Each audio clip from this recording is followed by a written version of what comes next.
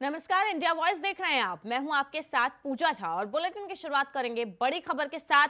श्रद्धा हत्याकांड के आरोपी आफताब अमीन पूनावाला का आज पॉलीग्राफ टेस्ट होना है। पुलिस उसे रोहिणी के फॉरेंसिक साइंस लेबोरेटरी लेकर पहुंची है। दरअसल आफताब अमीन का पॉलीग्राफी टेस्ट कल ही होना था, लेकिन उसे तेज बुखार था, इसलिए उसे टालना पड़ा। उसका कोविड टेस्ट करवाया गया था पहले। बुखार उतरने और कोरोना रिपोर्ट नेगेटिव आने पर आज पुलिस उसे एफएसएल लेकर पहुंची है। आपको बता दें कि आफताब 4 दिन तक के लिए दिल्ली पुलिस की रिमांड में है। तो दरिंदगी का सच अब सामने आने वाला है। आज आफताब का पॉलीग्राफ टेस्ट होगा, जिसमें देखना होगा क्या कुछ राज पुलिस के सामने वो उगल पाता है। आफताब को एफएसएल लेकर पहुंची है दिल्ली पुलिस। पॉलीग्राफ टेस्ट के बाद आफताब का नार्को टेस्ट किया जाएगा। आज पॉलीग्राफ टेस्ट के लिए पुलिस उसको एफएसएल लेकर पहुंची है, जहां पर उसका पॉलीग्राफ टेस्ट हो जाएगा और जब उसके बाद पुलिस उसके नार्को टेस्ट करवाएगी। नार्को टेस्ट के बाद साफ हो जाएगा कि आफताब ने कत्ल किया है और आफताब ने श्रद्धा के जो टुकड़े हैं शरीर के, उनको कहां फेंका है। तो आफताब को एफएसएल लेकर पहुंची है फिलहाल दिल्ली पुलिस, जहां पर उसका पॉलीग्राफ टेस्ट किया जाएगा। और पॉलीग्राफ टेस्ट के बाद आज आफताब आज के बाद फिर से नार्को टेस्ट किया जाएगा आफताब का जल्द ही। तो दरिंदगी का सच सबके सामने होगा। नार्को टेस्ट के बाद जो भी आफताब ने किया है और श्रद्धा के टुकड़ों को कहां पूछा है, पुलिस के जितने भी सवाल हैं, सबके जो जवाब हैं वो नार्को टेस्ट के बाद सामने आ जाएंगे।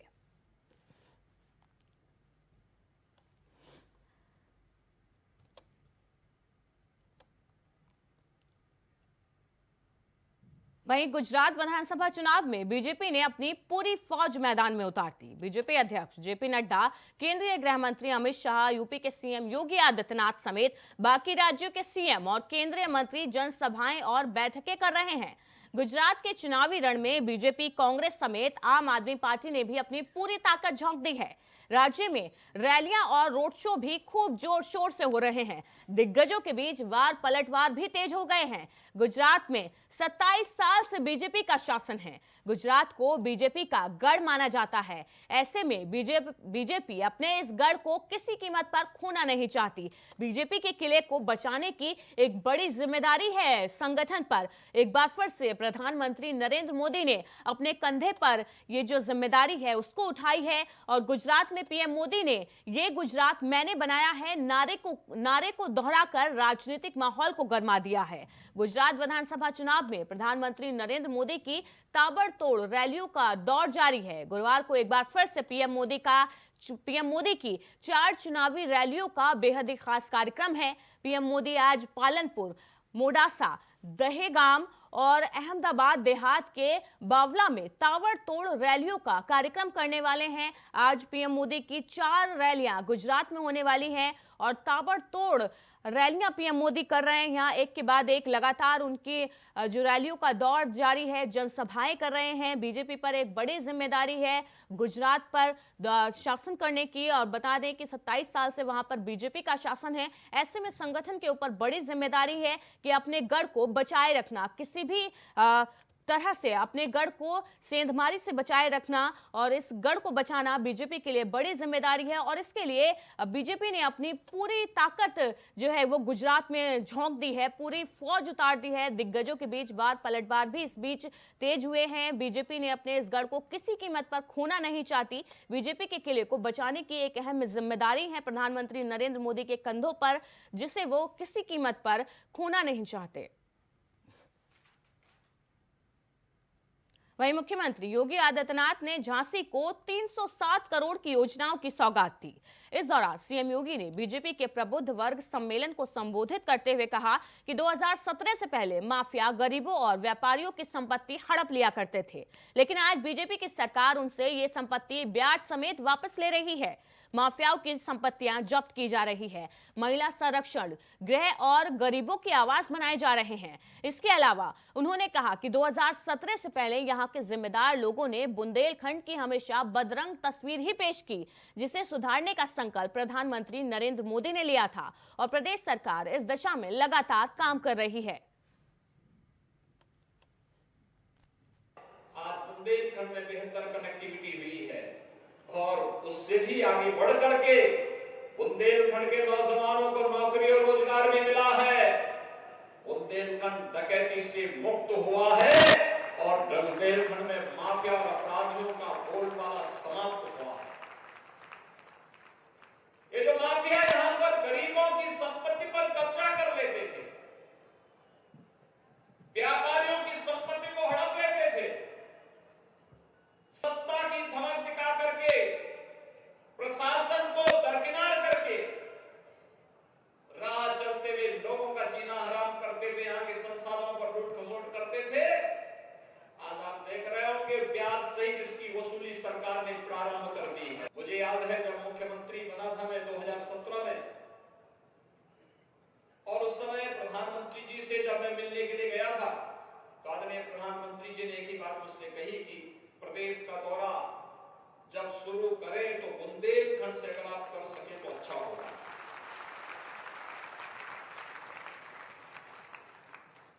मैंने जानने का प्रयास किया कि आखिर बुंदेलखंडी क्यों। प्रधानमंत्री जी ने कहा कि जो तस्वीर बुंदेलखंड की प्रस्तुत की जाती है, बुंदेलखंड को उससे उभारना है और वहां के विकास के लिए जो कुछ भी हो सकता हो वह करने की आवश्यकता है। तो बुंदेलखंड के लिए उस समय हम लोगों ने घोषणा की थी बुंदेलखंड एक्सप्रेसवे की, और उसके बाद आज बुंदेलखंड विकास की नई ऊंचाइयों को छूता हुआ दिखाई दे रहा है। बुंदेलखंड एक्सप्रेसवे को प्रधानमंत्री जी ने इसी वर्ष राष्ट्र को समर्पित कर दिया है। अब चित्रकूट से दिल्ली की दूरी सचमुच 5 घंटे में तय हो जाती है। ये वही बुंदेलखंड था जहां से आवागमन अत्यंत दुरूह था, आज दूरी घट चुकी है, आवागमन आसान हो चुका है। वहीं बुंदेलखंड से पहले यूपी के सीएम और बीजेपी के फायर ब्रांड नेता योगी आदित्यनाथ ने भगवान श्री कृष्ण की नगरी द्वारका में जनसभा को संबोधित किया। इस दौरान सीएम योगी के सभा स्थल पर पहुंचते ही चारों ओर जय श्री राम के नारों के साथ देखो देखो कौन आया, शेर आया के नारे गूंज उठे। वहीं इस दौरान सीएम योगी ने कांग्रेस पर जमकर निशाना साधा। मुख्यमंत्री ने कहा कि पीएम मोदी जब गुजरात के सीएम थे तो उन्होंने विकास की नई इबारत लिखी। सीएम योगी के नारों से जनसभा जो है वो पूरी गूंज उठी। वहां पर सीएम योगी के संदर्भ में नारे लगे, देखो देखो कौन आया, शेर आया, इस तरह के नारों से पूरी द्वारका नगरी गूंज उठी। गुजरात के द्वारका में आज सीएम योगी आदित्यनाथ जनसभा के लिए पहुंचे थे और सभा स्थल पर पहुंचते ही लोग खुशी से झूम उठे, उत्साहित होकर नारेबाजी करने लगे। सीएम योगी को लेकर नारेबाजी करने लगे और शेर का संबोधन सीएम योगी को यहां पर दिया गया और उसी तरह की नारेबाजी लोगों ने की, लोगों का उत्साह दिखा। गुजरात के रण में सीएम योगी आदित्यनाथ चुनाव प्रचार के लिए आज निकले हैं और वहां द्वारका में श्री कृष्ण की नगरी द्वारका में आज सीएम योगी ने चुनाव प्रचार किया। वहां पर जनसभा को संबोधित किया सीएम योगी ने और वहां पर बताया कि किस तरह पीएम मोदी ने गुजरात का विकास किया है और गुजरात के विकास में पीएम मोदी ने किस तरीके से नई इबारत लिखी। वहीं इस दौरान उन्होंने कांग्रेस पर जमकर निशाना साधा और देश को लूटने का कांग्रेस पर बड़ा ही गंभीर आरोप भी उन्होंने लगाया और भी कई तरीके के आरोप उन्होंने विपक्ष पर लगाए हैं।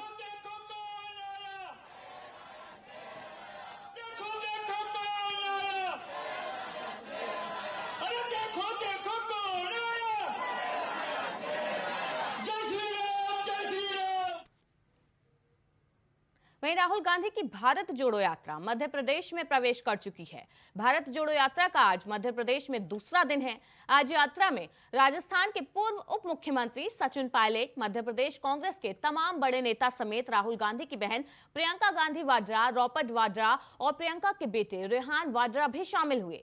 यात्रा में कांग्रेस कार्यकर्ता भी पूरे उत्साह के साथ भाग ले रहे हैं। पूरे जोश के साथ कांग्रेस कार्यकर्ता नजर आए। भारत जोड़ो यात्रा में प्रियंका गांधी आज शामिल हुई हैं। उनके साथ पूर्व डिप्टी सीएम सचिन पायलट भी आज मौजूद रहे, इस यात्रा में शामिल हुए। तस्वीरें आप देख सकते हैं किस तरीके से राहुल गांधी का साथ दे रहे हैं सचिन पायलट और प्रियंका गांधी वाड्रा। उनके अलावा रॉबर्ट वाड्रा और प्रियंका के बेटे रेहान वाड्रा भी इस भारत जोड़ो यात्रा में शामिल हुए और राहुल का साथ दिया। इस दौरान राहुल और प्रियंका से गुफ्तगू करते भी पायलट दिखे हैं। यहाँ पर सचिन पायलट, रॉबर्ट वाड्रा भी इस भारत जोड़ो यात्रा में शामिल हुए हैं।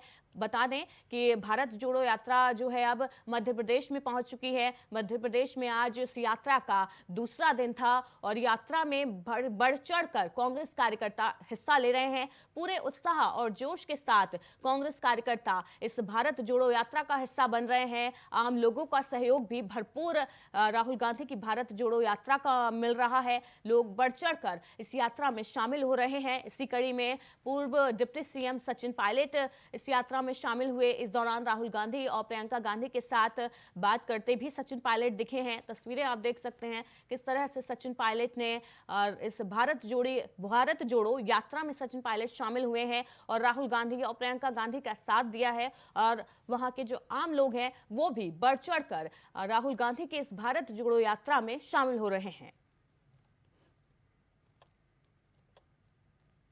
तो मध्य प्रदेश पहुंची है भारत जोड़ो यात्रा और मध्य प्रदेश में भारत जोड़ो यात्रा का आज दूसरा दिन है, जहां पर डिप्टी सीएम सचिन पायलट भी इस भारत जोड़ो यात्रा का हिस्सा बने।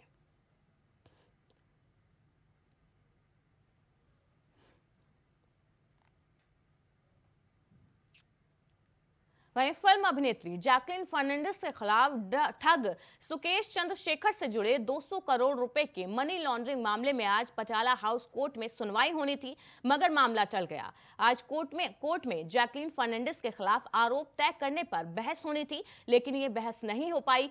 कोर्ट ने 12 दिसंबर के लिए सुनवाई टाल दी है। जैकलीन के खिलाफ आज आरोपों पर बहस होनी थी, जो नहीं हो पाई। 12 दिसंबर के लिए कोर्ट की सुनवाई टल गई है। 12 दिसंबर को अब इस मामले पर सुनवाई होगी, जहां पर जैकलीन के जो वकील हैं वो कोर्ट में दलील पेश करेंगे कि दिल्ली पुलिस ने अपनी चार्जशीट में जो जैकलीन के ऊपर आरोप लगाए हैं वो बेबुनियाद हैं और जैकलीन खुद इस धोखाधड़ी का शिकार हुई हैं। उन्हें इस धोखाधड़ी के बारे में कोई जानकारी नहीं थी। इन तमाम सवालों को लेकर 12 दिसंबर को पटियाला हाउस कोर्ट में बहस होनी है, जहां पर जैकलीन के वकील और सुकेश के जो वकील होंगे वो अपनी दलीलें पेश करेंगे कोर्ट में और जज के सामने वो बताएंगे कि किस तरह से जैकलीन को इस धोखाधड़ी के बारे में कोई जानकारी नहीं थी, वो खुद इस धोखाधड़ी का शिकार हुई हैं।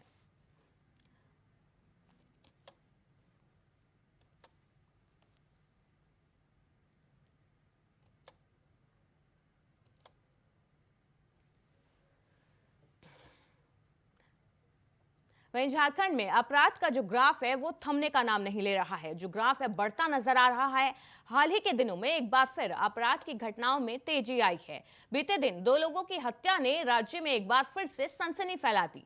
राज्य में इन दिनों भू माफियाओं का कहर जारी है। ज्यादातर हत्याएं भू माफियाओं की सक्रियता की वजह से हो रही हैं। राज्य में कुछ बड़े जमीन के ब्रोकर हैं जो अपनी ताकत से जबरन जमीन हड़पने का काम कर रहे हैं।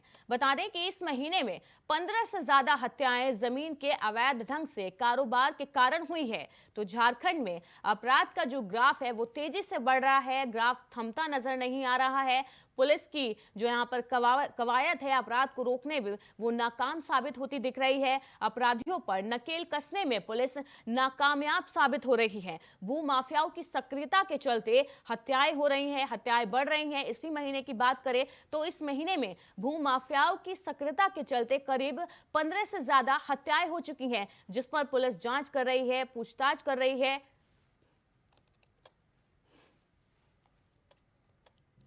वहीं मुख्यमंत्री भूपेश बघेल की अध्यक्षता में गुरुवार को हुई कैबिनेट बैठक में आरक्षण संशोधन विधेयक को मंजूरी दी गई।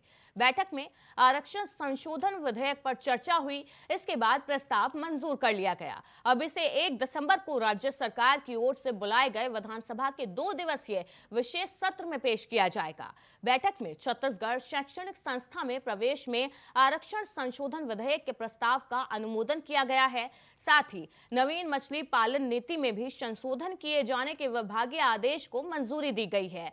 तो भूपेश कैबिनेट का बड़ा फैसला आया है, जहां पर 32% आदिवासी आरक्षण को मंजूरी दी गई है। नौकरी का इंतजार कर रहे युवाओं को अब राहत मिलेगी। कैबिनेट बैठक में बड़ी राहत दी गई है। आदिवासियों को उनके आरक्षण को 32% आरक्षण को मंजूरी दी गई है। भूपेश कैबिनेट में इस प्रस्ताव पर मोहर लगी है। इनके अलावा और भी कई विधेयकों पर इस कैबिनेट की बैठक में चर्चा हुई थी।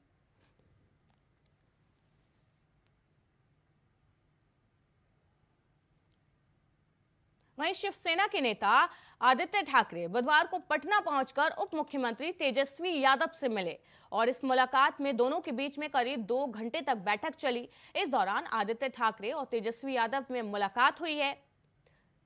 आगे बढ़ते हैं। मेहतीगंज सासाराम के 22 साल के विश्वजीत का लक्ष्य विश्व की 14 ऊंची चोटियों पर पहुंचकर तिरंगा लहराना है और अपने इस कठिन उद्देश्य की शुरुआत में ही विश्वजीत ने अपने हौसले की बदौलत सफलता के कदम भी चूमे हैं, जिससे परिवार और रिश्तेदार और गांव में खुशी का माहौल है। बड़ी बात यह है कि पर्वतारोहियों की 25 सदस्यीय टीम में 24 लोगों में बिहार के मेहंदीगंज सासाराम के रहने वाले मिंटू कुमार सिंह के पुत्र विश्वजीत सबसे छोटे हैं और वो भी इस टीम में शामिल रहे और उन्होंने सफलता हासिल की है। तो 22 साल के विश्वजीत का लक्ष्य बेहद ऊंचा था। 14 ऊंची चोटियों पर तिरंगा फहराने का उनका लक्ष्य था, जिसमें उन्होंने सफलता भी हासिल की, जिसके बाद परिवार और गांव के लोगों में खुशी का माहौल है।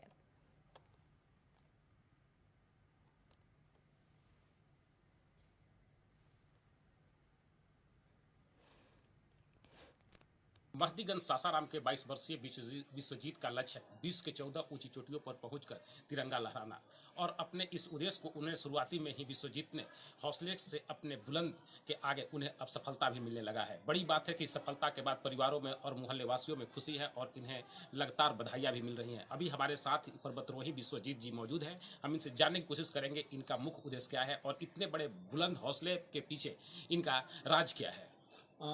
नॉर्मली मैं अभी ट्रेनिंग करके आ रहा हूँ Nehru institute of mountaineering MOI, जिसको मेथड ऑफ इंस्ट्रक्शन बोलते हैं। और मेरा ये उद्देश्य है कि जितना भी 14 पीक हैं जो 1000 मीटर से एबव है, 14 पीक है टोटल ओवरऑल वर्ल्ड में, वो करना और अपने देश का तिरंगा वहाँ पे फहराना। और अभी तक बिहार से तो कोई है नहीं, इंडिया से भी आई थिंक ना के बराबर ही है, मतलब ना ही है। अभी आप कहाँ कहाँ पर्वतारोही में मदद गए? जैसे मेरा ट्रेनिंग चला दार्जिलिंग में, तो हम लोग कंचनजंगा में गए थे। कंचनजंगा नेशनल पार्क में रोहतांग ग्लेशियर, वहाँ पे हमारा ट्रेनिंग चला और वहाँ पे फिर हमने रेनॉक पिक किया जो 16,500 फीट का है। फिर उसके बाद हमने एडवांस भी वहीं से किया और मैंने माउंट फिर अटैम्प्ट किया था। फिर उसके बाद हमने उत्तराकाशी अभी जो रिसेंटली मैं करके आया हूँ मेथड ऑफ इंस्ट्रक्शन का कोर्स, तो उसमें हम लोग एडवांस नीम बेस कैंप पे गए थे। उसका हाइट अप्रोक्स 15,500 फीट के करीब में था। और खुद से मैंने ट्रैकिंग किया हूँ, जैसे बाली पास हो गया, हर की धुन हो गया, कुआरी पास हो गया। ये इतना बड़ा उद्देश्य है आपका और बहुत कठिन मतलब उद्देश्य भी है, इसके लिए काफ़ी अर्थ भी लगते होंगे। आप कहाँ से इसका व्यय करते हैं? ये तो सर अभी तक फैमिली सपोर्ट कर रहा है, बट आई थिंक अब लोगों को भी सपोर्ट करना पड़ेगा, तभी इस फील्ड में मैं आगे बढ़ सकता हूँ। क्या नाम है आपके पिताजी का? मेरे पापा का नाम है मिंटू कुमार। कहाँ के रहने वाले हैं? ये मेहंदीगंज सासाराम। आप उनके कितने पुत्र हैं? आप कितने हाँ, भाई? हम 3 भाई हैं, सबसे छोटे हम ही हैं।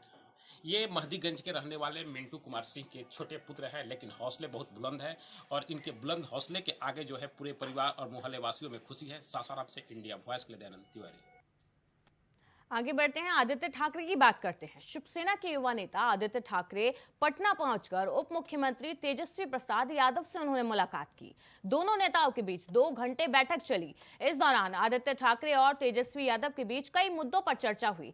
खासकर आदित्य ठाकरे का फोकस BMC चुनाव पर रहा। आदित्य ठाकरे ने तेजस्वी यादव से चुनाव में मदद मांगी है। प्रचार करने के लिए महाराष्ट्र आने का निमंत्रण भी दिया है। बीजेपी ने तेजस्वी यादव समेत आदित्य ठाकरे पर तंज कसा है। बीजेपी विधायक हरिभूषण ठाकुर बाचौल ने कहा कि जिस बिहारियों को महाराष्ट्र में शिवसेना अपमानित करती थी, अब उनको बिहार वासियों की चिंता होने लगी है। ये चिंता सिर्फ BMC चुनाव में वोट के लिए है। वहीं बीजेपी के हमले को लेकर आरजेडी ने सफाई दी है। आरजेडी प्रवक्ता एजाज अहमद ने कहा कि भारतीय जनता पार्टी के नेता दोहरा चरित्र अपनाते हैं। जब महाराष्ट्र में बिहारियों को अपमानित किया जा रहा था, उस वक्त महाराष्ट्र में बीजेपी की सरकार थी, तब बीजेपी ने क्यों कुछ नहीं किया, जो अब सवाल उठा रही है। अच्छे हुए हैं, कभी भी कटुता आई नहीं, और यही बात को आगे लेते हुए मुझे यकीन है कि दोस्ती आगे चलते रहेगी। इसमें राजनीति रंग अपनाना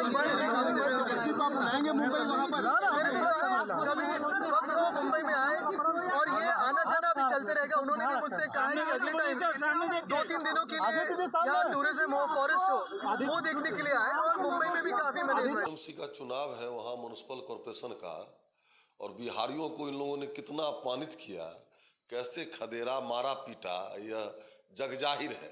और फिर बिहार आए हैं और समर्थन मांग रहे हैं, यह बिहारियों का अपमान है। और बिहारी वहाँ निश्चित रूप से उन लोगों को वोट नहीं करेगा, इन लोगों को वोट नहीं करेगा, क्योंकि शिंदे गुट वहाँ बिहारियों को सम्मानित कर रहा है और भारतीय जनता पार्टी के गठबंधन से उनकी सरकार है। इसलिए वो घबरा करके बंबई से भागे भागे बिहार आए थे। तेजस्वी जी और ठाकरे जी 2 राजकुमार हैं, इन लोगों से संघर्ष की अपेक्षा नहीं की जा सकती। शिवसेना के युवा नेता आदित्य ठाकरे सहित अन्य नेताओं की कल माननीय तेजस्वी प्रसाद यादव और माननीय नीतीश कुमार से हुई मुलाकात के बाद भाजपा खेमे में बेचैनी है, घबराहट है, बौखलाहट है। अब भाजपा को ये लग रहा है कि बिहार से जो राजनीतिक परिवर्तन का संकेत निकला है वो राष्ट्रीय स्तर पर 2024 से पहले मूर्त रूप ले लेगा। इसीलिए भारतीय जनता पार्टी इस तरह का बयानबाजी अनर्गल प्रलाप कर रहे हैं। भारतीय जनता पार्टी को जवाब देना चाहिए कि भाजपा के लिए अब कहने के लिए कुछ है नहीं। जब से महागठबंधन की सरकार इस राज्य में बनी है नीतीश कुमार के नेतृत्व में, तो निश्चित रूप से इनके पास तो कुछ कहने के लिए है नहीं। और माननीय मुख्यमंत्री जी और तेजस्वी जी तो लगातार काम कर रहे हैं, नौजवानों को रोजगार दे रहे हैं, तो उनके पास कुछ कहने के लिए है नहीं। और देखिए लगातार उनका जो नेताओं का बयान है या नेताओं का जो उनको तो बताना चाहिए ना कि 2 करोड़ नौकरी कहाँ गई। उनको बताना चाहिए ना स्पेशल राज्य का दर्जा बिहार का कहाँ गया। उनको बताना चाहिए ना कि पटना यूनिवर्सिटी का जो सेंट्रल यूनिवर्सिटी का दर्जा क्यों नहीं मिला। भाजपा की वहीं बीजेपी हाईकमान के निर्देश पर गुजरात के लोनावड़ा विधानसभा क्षेत्र में कैबिनेट मंत्री सतपाल महाराज पहुंचे, जहां उन्होंने राज्य में होने वाले विधानसभा चुनाव के दूसरे चरण को लेकर प्रचार किया और जनसंपर्क करते नजर आए। जनता से फिर कमल खिलाने की उन्होंने अपील की है। साथ ही कहा कि प्रधानमंत्री नरेंद्र मोदी की महत्वाकांक्षी योजना प्रधानमंत्री किसान सम्मान निधि का लाभ आज लाखों किसानों को मिल रहा है। इस योजना के तहत किसानों के खातों में हर साल 6,000 रुपए दिए जा रहे हैं। तो गुजरात चुनाव को लेकर बीजेपी का जो प्रचार प्रसार है वो तेज हो गया है। आज कैबिनेट मंत्री सतपाल महाराज लोनावड़ा पहुंचे, जहां पर उन्होंने लोगों से फिर से गुजरात में कमल खिलाने की अपील की है और कहा है कि प्रधानमंत्री नरेंद्र मोदी की जो योजनाएं हैं उनका लाभ लगातार किसानों को मिल रहा है। किसान सम्मान निधि योजना की भी बात करें तो लगातार किसानों को इस योजना का लाभ मिल रहा है, किसानों को फायदा पहुंच रहा है। इसलिए वहां फिर से कमल खिलाने की जनता से अपील की है। सतपाल महाराज ने लोनावड़ा पहुंचे थे कैबिनेट मंत्री सतपाल महाराज, जहां पर उन्होंने जनसभा की, जनसंपर्क किया, लोगों के बीच पहुंचे और जनता से एक बार फिर से प्रदेश में कमल खिलाने की अपील की। वहीं सिद्धार्थनगर जिला मुख्यालय पर सृष्टि पांडे नाम की एक ग्रेजुएट युवती ठेले पर चाय बेच रही है। चाय बेच रही सृष्टि पांडे ने अपने इस दुकान का नाम मिस इंडिया SDR चाय वाली रखा है। इस चाय की दुकान पर काफी भीड़ देखी जा रही है। दूर दूर से लोग आकर यहाँ पर चाय पी रहे हैं। आप तस्वीरें देख सकते हैं, सिद्धार्थनगर की ये तस्वीरें हैं जहाँ पर ये जो ग्रेजुएट युवती है इसने एक चाय का स्टॉल खोला है। लोग दूर दूर से चाय पीने के लिए वहां पर पहुंच भी रहे हैं। दूर दूर से लोग आकर यहाँ पर चाय का लुत्फ उठा रहे हैं, चाय की तारीफ कर रहे हैं। सृष्टि पांडे का कहना है कि उससे समाज में कुछ अलग करना था। वो पोस्ट ग्रेजुएट हैं और भी काम कर सकती हैं, लेकिन उसे आत्मनिर्भर होकर समाज में अलग काम करना था, इसलिए उसने इस काम को चुना। सिद्धार्थनगर जिले में एक MSc की छात्रा जो कि आत्मनिर्भर अपने बदौलत एक चाय की दुकान यहाँ खोल रखी है, जो कि मैथ से MSc किया, अभी सेकेंड ईयर में पढ़ती भी है। वो आप देख सकते हैं किस तरह से चाय बेच रही हैं और आत्मनिर्भर बनने के लिए उनका कहना है कि हम खुद ये चाय की दुकान अपने शौक़ से की हूँ कि जो अपने पैरों पे खड़ी हो सकूँ। तो सिद्धार्थनगर ज़िले में इस तरह का मामला देखने को मिला, जो कि MSc की मैथ की छात्रा है जो अपने पैरों पे खुद खड़ा होने की बात कर रही है और कह रही है कि जो कि मैं अपने पैरों पे खड़े हो सकूँ, अपने परिवार का पोषण पालन कर सकूँ। तो ये अपने बदौलत एक चाय की दुकान यहाँ खोल रखी है और चाय की दुकान चला रही है। सिद्धार्थनगर से राकेश यादव, इंडिया वाइज। पहले बार जीविका चलाने की कोशिश करना पड़ेगा, तो जॉब करे या तो बिजनेस करे, स्ट्रगल दोनों में है, टाइम दोनों में देना है। सर मैंने जॉब को साइड में रख के बिजनेस योजना, सर मुझे खुद का पहचान बनाना है पहली बात, दूसरी बात मुझे अपनी कहानी अपनी बनाना है। सर हम किसी दूसरे के लिए काम करना नहीं चाहते सर। जब हम पढ़ाई कर रहे थे, पढ़ाई पीरियड में भी हम बिजनेस ही कर रहे थे। इसके पहले हम मीशो पे काम करते थे सर, उसमें पहचान नहीं थी। खबरों में फिलहाल इतना ही। लगातार खबरों के लिए देखते रहिए इंडिया वॉइस।